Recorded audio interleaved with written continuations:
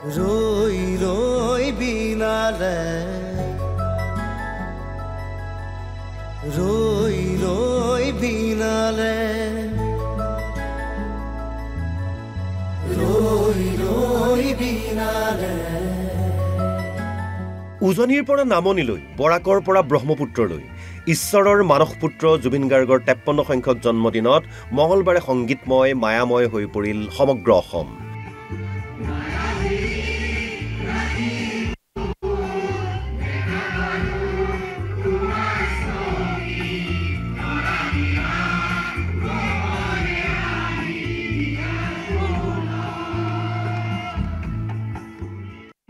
আকাশে বতাহে গুঞ্জৰিত হ'ল প্ৰিয় শিল্পীগৰাকীৰ কালজয়ী সৃষ্টি মায়াবিনী ৰাতিৰ বুকুত।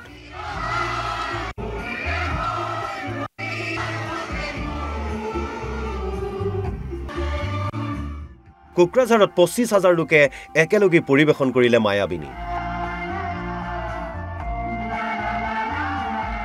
প্ৰথমে বড়ো ভাষাত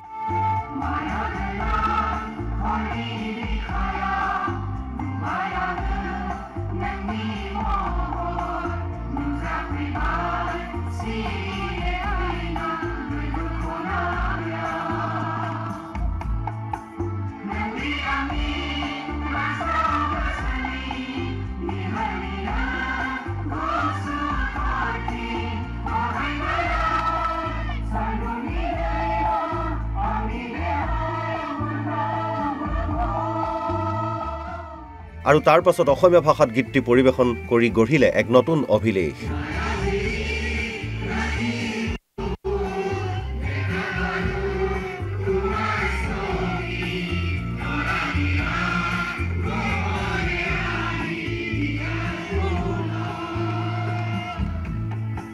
কোনো কালে ইমান সংখ্যক লোকে একেলগে একে স্থানতে গোৱা নাছিল এই গীতটি।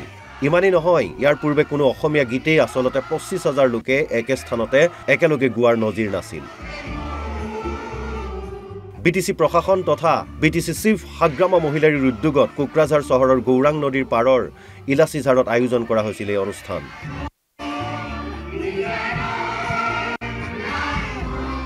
আৰু এই স্থানতেই প্ৰায় 30 বিঘা মাটিত স্থাপন কৰা হ'ব জুবিন গাৰ্গৰ নামত এক বিশাল উদ্যান। শিলচৰতো 15 সহস্ৰাধিক লোকে শিলচৰ জিলা ক্ৰীড়া সন্থাৰ খেলপথাৰত দুটাকৈ ভাষাত পৰিৱেশন কৰিলে জুবিনৰ অমৰ সৃষ্টি। প্ৰথমে অসমীয়া, তাৰ পিছত বাংলা ভাষাত সকলোৱে গালে মায়াবিনী ৰাতিৰ বুকুত।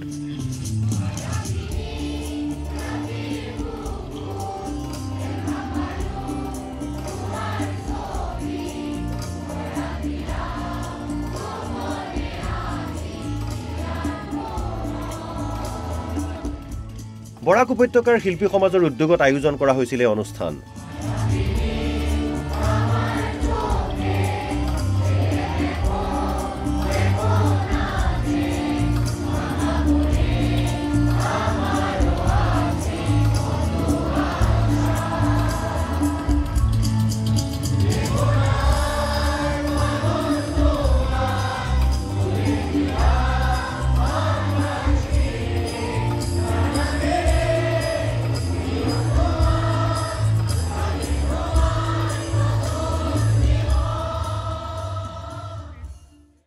ৰই ৰই বিনালে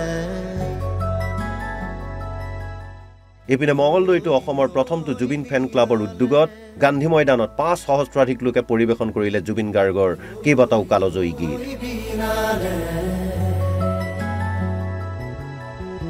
ৰই ৰই বিনালে কেৱল কোকৰাঝাৰ, শিলচৰ অথবা মঙলদৈ নহয়, ৰাজ্যৰ প্ৰতিটো প্ৰান্তত আয়োজিত অনুষ্ঠানত সেমেকা চকুৰে প্ৰতিজন অসমীয়াই গীতে মাতেৰে পালন কৰিলে প্ৰাণৰ শিল্পীগৰাকীৰ জন্মদিন।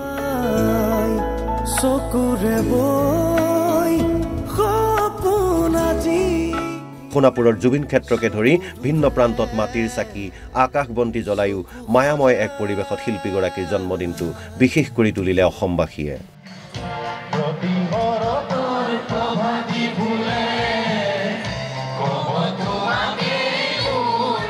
জুবিন গাৰ্গৰ কায়িক অবৰ্তমানত এনে আয়োজনেৰে অসমীয়াই বিশ্ববাসীক পুনৰ এবাৰ দেখুৱাই দিলে অসমৰ বাবে জুবিন গাৰ্গ মানে কি